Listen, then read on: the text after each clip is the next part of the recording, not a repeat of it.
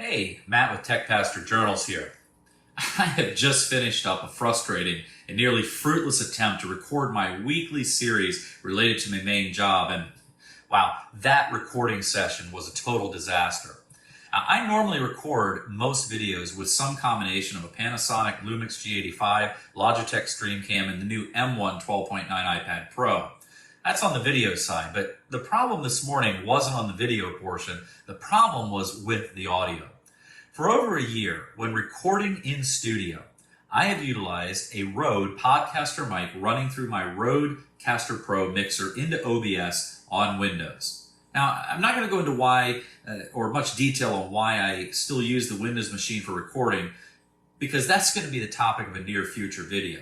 But today, I had nothing but trouble with audio. It was fuzzy. There was terrible clipping no matter what I was doing with the settings. There was scratchiness.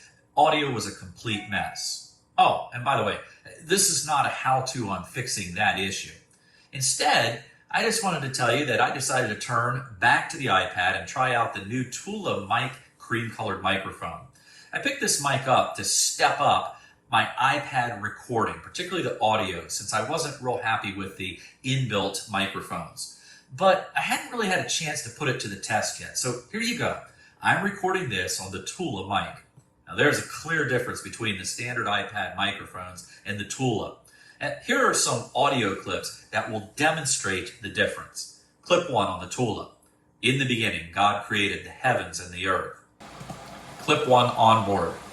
In the beginning, God created the heavens and the earth. Clip 2 on the Tula. 77 years ago, our fathers brought forth on this continent a new nation conceived in liberty and dedicated to the proposition that all men are created equal. Clip 2, onboard.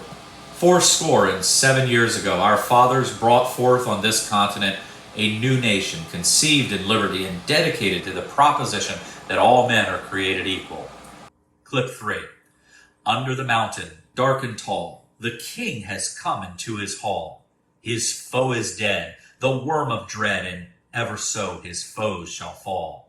The sword is sharp, the spear is long, the arrow swift, the gate is strong.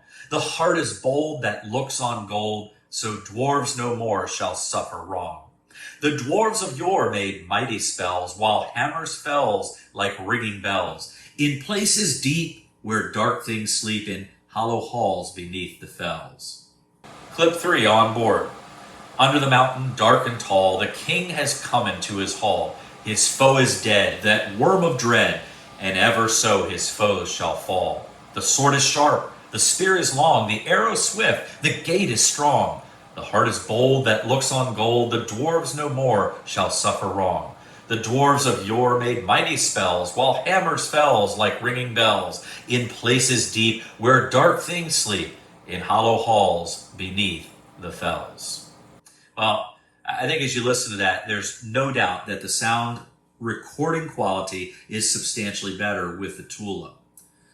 Much better than the Rode Pod mic with my current recording problems, though I don't think it's nearly as good when everything is working as it should be, and I'll fix that problem eventually. The Tula is not the least expensive option for mobile M1 iPad Pro audio recording. At $229 on Amazon, it should even be considered pricey. The main reason I picked up this mic was to do a future comparison between the Tula, the AKG Pro Audio Lyra Ultra HD, and the venerable Shure MV51. At its current price, the Tula is the most expensive of the three, and the real question is whether or not it's worth the difference. Well, the Tula does have these features. there's a quick connect 1/4-inch adapter, and the microphone stand adapter comes in the box. There's a built-in stand that's really easy to use. There's USB connectivity. There's built-in noise cancellation with 2 different modes. There's an onboard 14-hour standalone recording capability with buttons on the mic. There is both unidirectional as well as omnidirectional studio-grade capsules in the device. There is an extra lavalier input for a second microphone. There's also latency-free headphone monitoring, and nicely, there's a built-in mute button. When we get a chance to get some hands-on time with the AKG and the Shure mics, we'll do some side-by-side comparisons while recording with the M1 iPad Pro. Hey, look, thanks for joining me for the quick update. Hey, this is future me. So as soon as I got finished with that particular video, I said, hey, you know what? I'm going to hook this Rode Podcaster Pro mixer up to the iPad, and I'm going to see what happens. And so here you are. Guess what? None of the problems I was having on the Windows machine this morning. Plugged in, recognized out of box, absolutely having no problems whatsoever. Just did about 10 or 15 mixing tests, and it sounds good. So we're going to add this on to the end of the video, and I think we're going to do another short video tomorrow to talk a little bit more about an option for plugging the Rodecaster Pro directly into the iPad Pro and seeing what happens. Be sure to find your happy place, let technology work for you, and definitely not the other way around.